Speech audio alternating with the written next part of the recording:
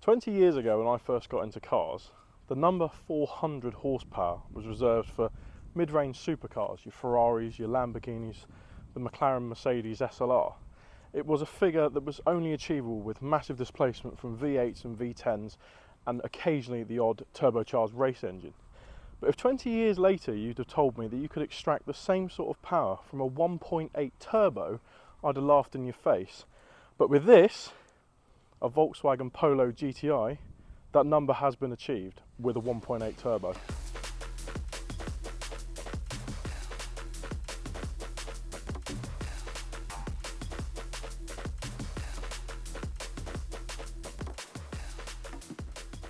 To achieve 400 horsepower with this engine, the car has got a Golf R turbo, a Golf R high pressure fuel pump, a straight through exhaust, a massive air filter, bigger intercooler, and it's also running a reflex tune on the software by ECOTUNE. To keep all this power on the road, obviously the car's had to have some massive chassis supporting upgrades. We're talking fully coilover suspension, it's got a fully POLYBUSHED chassis, and it's got massive front and rear big brake caliper and disc upgrades. It's also sat on these really cool OZ ULTRALEGGERA wheels, which are coated in Goodyear asymmetric 6 tyres. Funnily enough though, even with almost 400 horsepower thereabout and some really big supporting mods and a very aggressive exhaust note, the owner doesn't actually know the true top speed of this car. As you can see, the clocks max out 160 miles an hour, a speed that the owner has told me he's had it up to on private roads obviously, but apparently it was still pulling beyond that. If you wanted to get an idea of how fast these cars possibly can go, a very similar vehicle to this one has had over 180 miles an hour on the standard gearbox.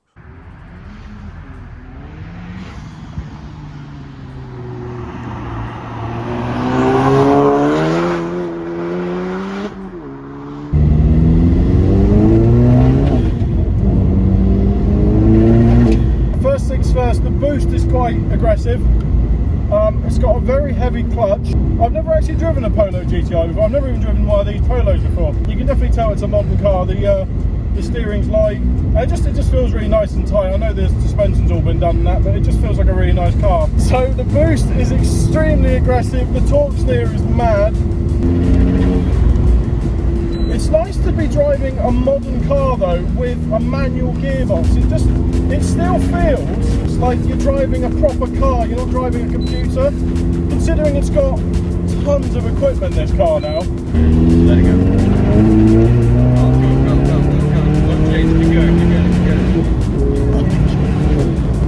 It is actually mad how fast this little car is.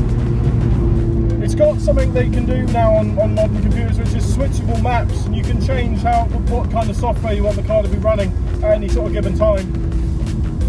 Say tuning a car has gone way past just adding a new exhaust and some high fault revving cams these days. It's all about the tune.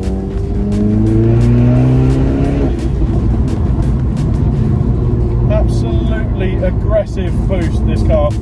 But yet, because it's a modern car, it just feels really nice to drive still. And like I said earlier, because it's got the manual box, I do feel like I'm still driving a tool, it's not a computer. Too many cars these days, I think, have too much technology in them, where really you can make old mechanical energy meet the modern world, and, well, as this car proves, the sky's the limit, really.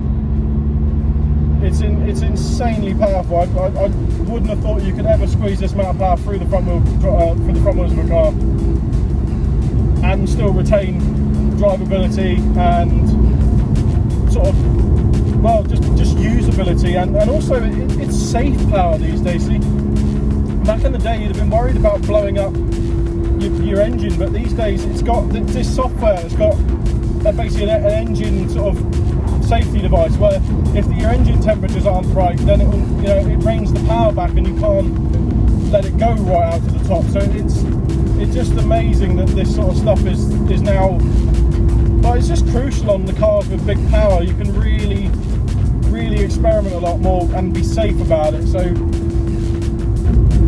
the owner has told me that this is really the very top end of what this turbo and this sort of setup can give you with this sort of engine and this platform. Anything sort of beyond this is now a bigger turbo, and probably, you know, the supporting mods that go with having big turbos and all that sort of stuff.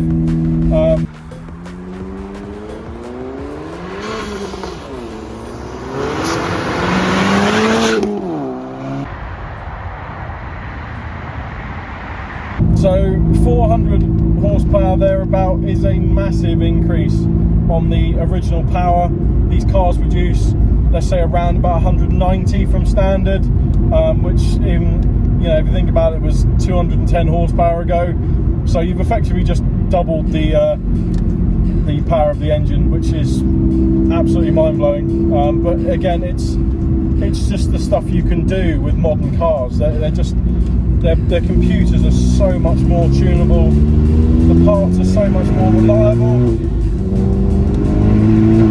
and it just means you can make some really nice power all the time, really. It's gone are the days of really high revving, massive displacement engines, when you can get these really lovely little 1.8, 2 litres, whatever you want, these little four bangers, and you can put massive turbos on them, and you don't really have the lag anymore. You used to get so much lag with a big turbo, but modern technology, I mean, it's still there, turbo lag, but it's not as bad as, say, a Subaru Impreza used to be, or an Evo, where the car would be waiting for a couple of years before the boost actually came on. Keep going.